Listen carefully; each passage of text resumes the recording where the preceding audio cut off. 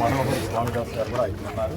Sir ఇక్కడ హైందవ శంకరావం కార్యక్రమాన్ని నిర్వహించడానికి ప్రధాన కారణం కుప్పం ఇది ఒకటే ఓకేనా ఒకటి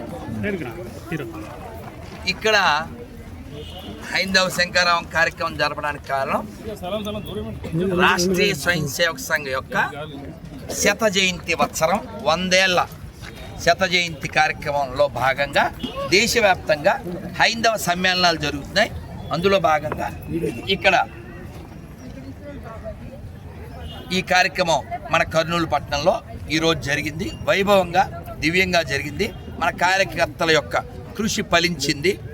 సో మన వాళ్ళలో దేశభక్తిని, ధర్మభక్తిని, దైవభక్తిని కలిగించాలని, ఈ దేశం కోసం నేనేం చేయాలి అనే ప్రేరణ హిందువుల్లో కలిగించడం కోసం రాష్ట్రీయ స్వయం సేవక సంఘ్ తన శత జయంతి వత్సర వేళ హిందువుల్ని కలపడం కోసం ఒక ప్రయత్నంలో భాగంగా ఈ హైందవ శంకరావం సమ్మేళనం జరిగింది.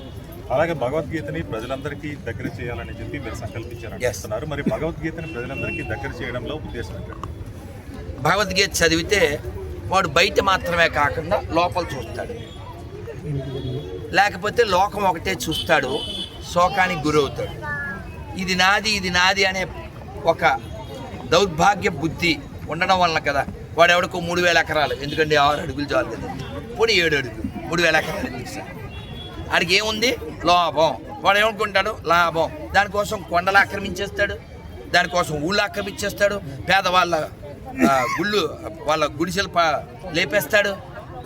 కావాల్సింది విశాల బుద్ధి. నువ్వు గెస్ట్వి అనే బెస్ట్ ఐడియాని ఇచ్చేది భగవద్గీత.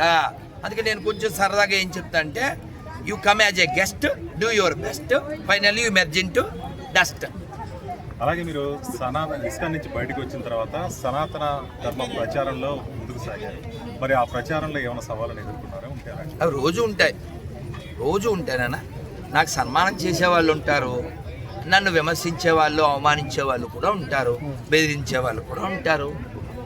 మనం సంఘ ప్రార్థనలో ఒక మాట చెప్తాం, RSS ప్రార్థనలో ఏంటంటే, అందులో కంటకాకీర్ణ మార్గం అని చెప్తాం.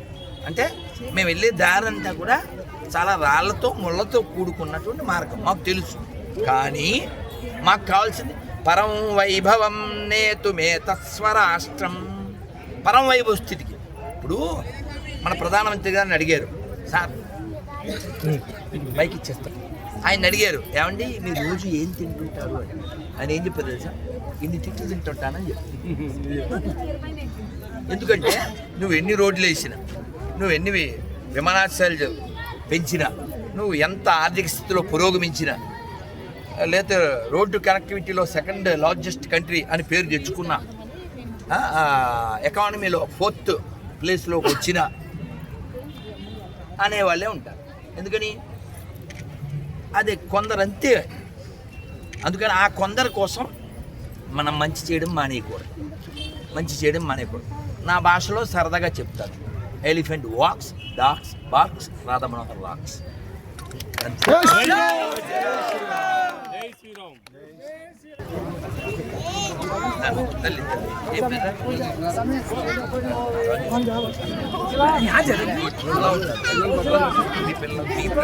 చెప్పాలి